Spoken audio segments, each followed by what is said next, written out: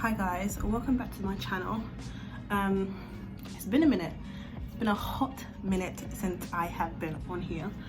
My lips are looking a little bit crusty. I never know what to do with my hands, and now I'm out of breath. So on today's video, I will be discussing about how I paid off all of my debt, £5,000 worth of debt within 6 months. So get comfortable, get a pen, get a paper, get a cup of tea, and let's get chatting. It's been a journey. I can't lie to you. It's been a long journey, and I think the excitement and the sweetness of it at the end of it, it's not really feeling like anything exciting, to be honest. Just sort of feeling, you know, about just feeling like anything. So this is unscripted. I haven't made any notes for this video. I just sort of felt like, you know what, let me just do it, because I've been meaning to do it before. So I'm just gonna go through like a few tips of some of the things that I did to help me pay it off within 6 months. So just as a general background, I'm not rich. I just graduated from university last year. I am on an average grad job, just like a lot of people out there. I live in the regions, so I earn, just for transparency, I think like, there's just no point in me hiding it. I earn £26,000 a year, not a lot of money. My apartment is fairly expensive. We pay about £500, not including bills, £550 not including bills a month. And yeah, so you know, my monthly salary is about £1,670, round about there. So I don't get a ton of money, but I finished university with a lot of debt just from different places. So some of it was my student overdraft, some of it was just money I had borrowed, some of it was money that I'd borrowed from my parents to, you know, pay for things like my citizenship. So there was just money from like various places, and it all added up to something like £4,090 something, so roughly around £5,000. So that's just a bit of background on the situation. So in terms of paying it off, I think the first thing that I did, so I started my job in October, and I sort of had a budget but not really, was sort of chipping away at the debt but not really, and didn't really have anything consistent or concise in place. So between October to December there wasn't really much progress. I was just seeing that I'd put money to pay it off and then I'd take it out again. Like I just wasn't consistent with paying it off, and I wasn't really taking it very seriously. But January I set myself the target of, you know, paying it off in 6 months, because that would take me up to June. And one of the reasons was because for Santander, like once you've graduated, once you've been out of education for over a year, you start paying interest on your overdraft. And I had been out of education. I'd had the student loan a year since my undergrad, so I was about to start paying my student loan in June. I was about to start paying interest on that account in June, so I didn't want to start paying interest on it. I wanted to get rid of it before that happened. And also I had a promotion lined up in June as well, so I wanted to make sure by the time some new money was coming in, a new sort of improvement and promotion was coming in, I wasn't still having to take money off from my paycheck to pay into debt, to pay towards debt. I just wanted a clean slate. I wanted it to be 100% pure profit. So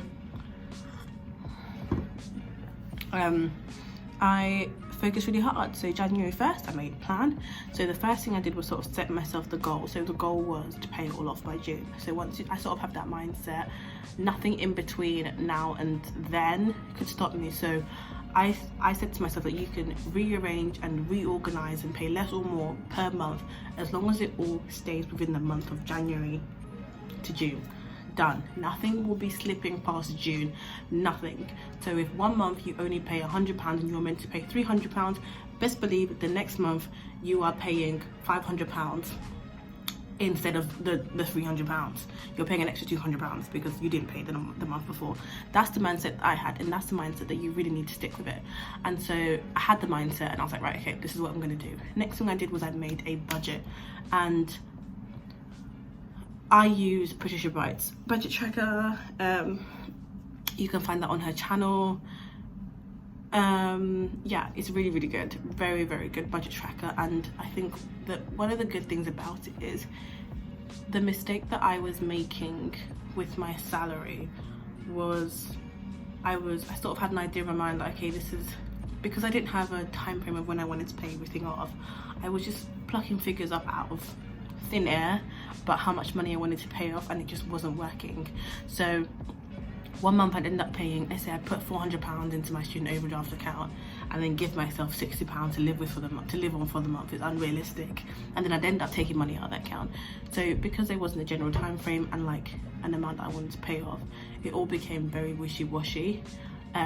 So because I'd set myself from January to June timeline, that's 6 months, I could divide the debt by 6, the £5,000 by 6, it ended up being roughly, because I'd paid a little bit of it off, roughly around £700, 700 or just under £800 a month that I was paying off in debt for all the different sources. It was a lot of money that I was shifting a month just to pay towards debt. And that meant that I could sort of keep track of it on a month-to-month basis, as opposed to making a monthly budget, eyes closed, and not seeing what happened last month, what's happening the month before, just looking at the month in front of you. So being able to sort of have a long-term budget, a long-term plan, and just simple division, breaking it down into chunks that you can afford for your salary or for the amount that you're, you know, for the amount that you live off and that you get paid, will help you sort of organize it in your head so it looks more realistic and more attainable. Now, I don't know, like everybody else, like January was quite a hard month for me because December I had frivoled away all the money on Christmas presents, trips, all that sort of stuff. So January was hard. I was broke between the 1st and the 29th, whatever it is, that I got paid in January. So already I was learning a hard lesson, which brings us to number 2, is you will have to adapt to living frugally. So in the first few months when I was getting paid, I was spending money like no man's business. I wasn't really saving, but you need to sacrifice the money that you are essentially earning. Well, I was, you don't need to, but I was of the mindset that sacrifice for 6 months and then the rest of the time you don't have to worry about it ever again. So I essentially, after all the deductions, all the bills were paid, all the money was getting paid on a monthly basis, I ended up having about £150 to £180 a month to live off, sometimes less. And you know what? That's fine. This is after all the bills have been paid as well. So essentially, out of my entire £1,600 paycheck, I was only remaining with £165 or so to live off. And you know, that works out to about £45 a week for 4 weeks. That's fine, because you cut out unnecessary things like buying new clothes and going out to dinners, which is something that I was doing before, and just focus on the essentials. I was sticking to a weekly budget of how much am I going to spend on food, £30 a week to stay within my budget. You need to learn to live within or below your means, otherwise you will not succeed. Like if somebody tempts you, come, let's go and get a drink, let's go and get food, let's go and do this, let's go and do that, your money will be gone, it'll be finished, and next thing you know, you're still stuck with the same amount of debt or even more debt than you had before, because you've not been able to remain disciplined. So you need to remain really, really disciplined and just sort of accept that for a short time while you're working and paying off towards this burden that you have, this debt. You're going to be broken. You won't be able to do nice things. I've obviously been sort of lucky. It's a pandemic, people are dying. Can't really say I've been lucky, but I've not had temptations. I had holidays booked that I was willing to sort of work around my budget, still within I don't know how I did it, but like the holidays were planned in there. It was just making my life harder, to be honest. But all of those were cancelled that I had planned because I couldn't go anywhere. Pandemic locked everything down. Boris locked everything down. So I had no temptation. So people who, you know, are paying debt that's going to go beyond coronavirus, yeah, that will have temptation in their face, things are opening up soon. you just need to remain disciplined. It was easier for me to remain disciplined because of coronavirus, but even before then, I just had to start saying no. You end up finding alternative ways to treat yourself, which is fine, like, you know, you're human. I wasn't going to go 6 months without having a treat, but you sort of work it out within the budget. If I've got a £30 weekly food budget, I will probably spend £25 on it on an actual food shop, maybe £5 on it on a nice takeaway in Tesco or in the Co-op or in Sainsbury's or something, as opposed to spending £15 on a takeaway delivery to come to my door. So it's just little things like that that will help you just cut down. And if you can live below your means, below what you've got, then do it. Then you can shove off extra money into paying off your debt, reducing the amount that you've got to pay off at the end. So it can be, I ended up having to pay more at the end because I'd shifted so much money as the months had gone on. I had things like driving tests to pay, driving exams, driving lessons to pay for and stuff that just weren't coming easy. So stuff like that I had to keep considering and paying, and eventually, you know, you end up reconsidering, well, what can I realistically afford? I'm 23, I don't live by myself, I'm 23, I support myself, I work, I've got a full-time job, and I've got debt to pay, and it's debt that will literally cripple me unless I shift it and get rid of it as soon as possible, because you want to start saving and start thinking about the future. So some things can be, you can put things on hold for later, things like driving. You don't need to drive, you're not going anywhere. Put things on hold and let it, you know, leave it a few months until you have the capital to pay for it, then go for it. I feel like I'm rambling now. So discipline, I think, is probably the second lesson that I learned. I think the third thing that I learned is you need to get rid, and I always say this, automate payment. It's such an easy way for you to ensure that you are sticking to your plan, because there's no point in you having a plan up here but it's not showing down there. You keep changing your mind. So at the beginning of the month, you're like, yeah, I'm gonna do this with my money, I'm gonna do this, I'm gonna stick to my budget, Boom, payday comes the 30th, do I want to put £300 or can I do something else like £300? Let me just treat myself, don't worry, this, like, let me just, next thing you know, you start compromising. Automate your payments, set up standing orders to go out of your account to pay those bills on a monthly basis as if there's another bill, because next thing you know, you will start changing your mind and you will not be reaching your goals. So I really encourage everybody to set up automatic payments for the day of payday, or like the next working day. Don't even leave it like a week or whatever. Like as soon as that money comes in, boom, it should go straight back out again and pay off that debt, because it's so easy to change your mind. It's so easy to spend £15 here, £50 there of the money that you won't spend on paying off your debt, when, you know, next thing you know, it's 4 months down the line and all those £15 have added up to £100 that you now have to fork out from somewhere because you said you'd pay the debt off by a certain time. So you're better off just automating your payments, making the money go out. And what I started doing for my Santander student account is every time I'd automate the money to go into the account, I'd call up Santander and get my overdraft reduced. And they don't allow you to sort of increase your overdraft again. I think it's quite difficult. So once that money is gone and they reduced it, it's gone. Like, and it was nice month on month seeing the numbers go down. Like, especially in your budget, I was tracking my budget month on month, seeing the numbers go from 4,000 to 2,000 to 1,000 to just in the hundreds to zero. So yeah, just make sure you automate your payments and do what you can to make sure that once the money has gone out of your account to the people that you're paying debt with or the institutions, it is gone. And if you can pay as much as you can pay off, if 1 month you end up getting a bonus or you end up getting more money than you thought because you've done some extra shifts, put it towards your debt. I promise you, you do not need that extra pair of shoes. You will feel so much better for it. Just let it go.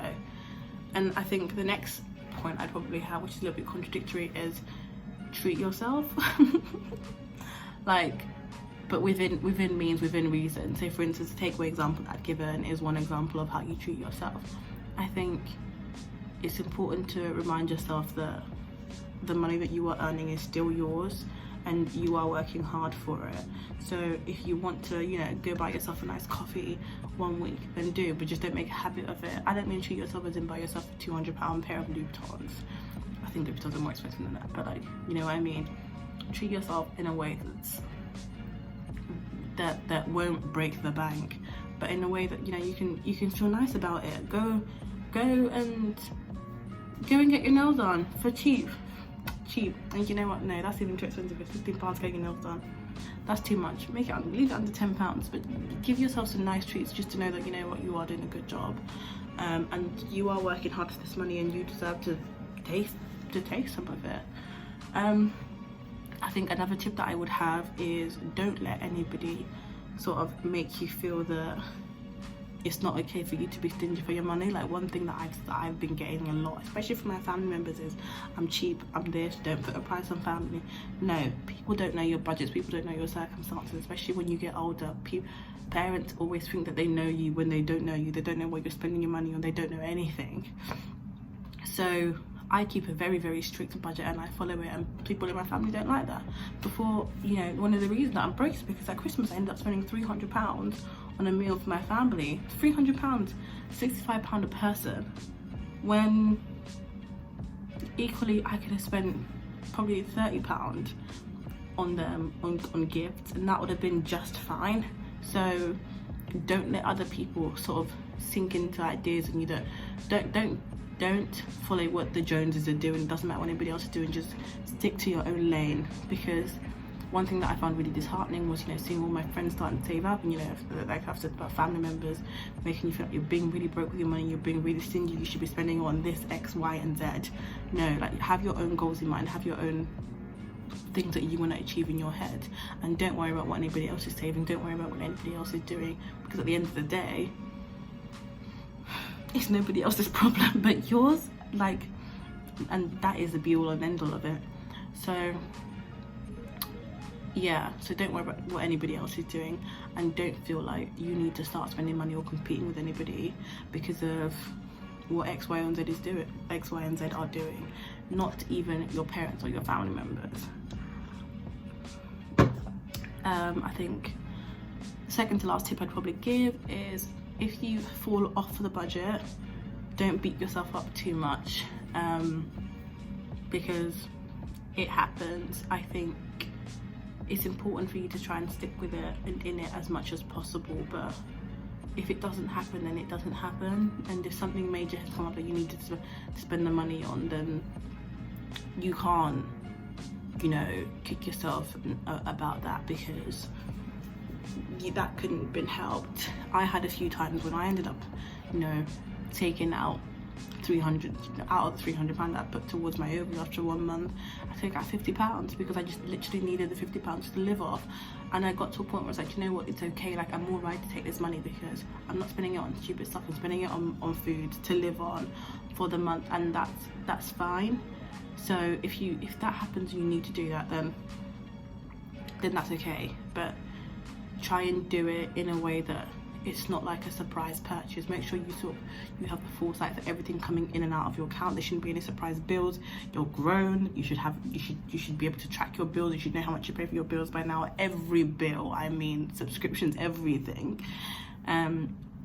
So, you know, if you've got like a surprise phone bill or whatever, 1 month is a bit expensive and you got to pay that off, then, you know, then that's fine. But again, like, try and live below your means just to make things easier for yourself. Like, you don't need to be calling people at like stupid o'clock at night.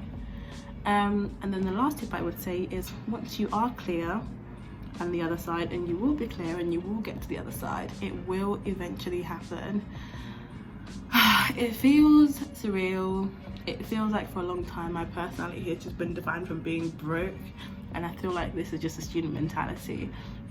Well, unless you were a student whose parents were rich, but I don't have rich parents, and I got an honest student loan amount, and worked during the summers, and, you know, masters, etc. I didn't work, so I was living off very little money. So I think I'm very used to the idea of living on quite a small amount.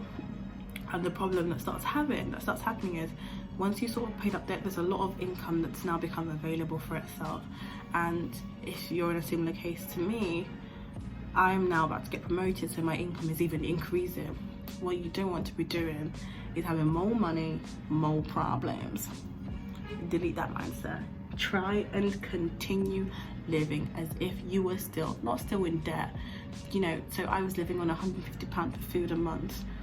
Am I now going to increase that to £400 like I did, you know, 9 months ago? No, I'm not. Who needs £100 a week to live on? Nobody lives £100. We live in England, things are cheap. Tesco as that exists. For me, it'll be from £150 to maybe £200, and maybe an extra £30 for a takeaway. £230, boom, you've boosted it up less than £100 just so I'm comfortable. But I'm not now going to start spending all those extra, you know, £700 or £800 that I was paying on debt on wild things. No, I have a plan for my money. It's all going in savings, and, you know, saving for specific goals, etc., this and that. So I think this tip is in 2 parts. So number 1, try and continue living as if you were frugal for a few months at least, so you'd get used to the change of actually having 100% profit and 100% income, because sometimes that money will drive you crazy. You won't know what to do. Next thing you know, you bought a pair of Louboutins on a credit card and you're back in the same position. Don't do it. Don't do that to yourself. And I think number 2 is make a plan for what you are going to do with that money. So for a long time, for 6 months, my budget was that money has been allocated to paying debt to this person and this person, this institution and this institution, and now I've got to start thinking of different ways in which I spend that money. And for me, it'll be saving for a house, because I'm planning on moving in a few years, and I'm not planning on moving, but I think it's just a normal thing that people end up saving for a property and a mortgage and a deposit. So that's what I'm going to do. But people have children, people have, you know, holidays that they want to go on. Whatever you want to do, just make a plan for that money, because next thing you know, it will, before it enters your bank account, you should know exactly where it's going. And that does not mean you need to start changing the things like automating your payments. Things like automating your payments should still be happening, but now instead of going to people, they are going to savings accounts. It's the same principles. You shouldn't have a chance for you to change your mind. Make a plan for that money before it enters your account, now that the purpose of it has changed. That was a big old ramble. Yeah, so that was a very rambly, but I hope this has been a helpful video. I feel like it's really low energy because I'm low energy today, and it's been raining, and yeah, I've been to hospital. Nothing much is happening, but yeah, so that's the video on how I paid off my £5,000 of debt in 6 months. I hope it was useful. Please like, comment and share, and if you want to see more videos within the financial series, leave a comment in the description. Yeah, I will be I'm trying to make a few more videos soon, but yeah, I hope this has been useful to you guys. I hope you take on board some of the things, or don't. It's your life, it's your choice. But yeah, thanks for watching, guys. I'll see you in the next video. Bye.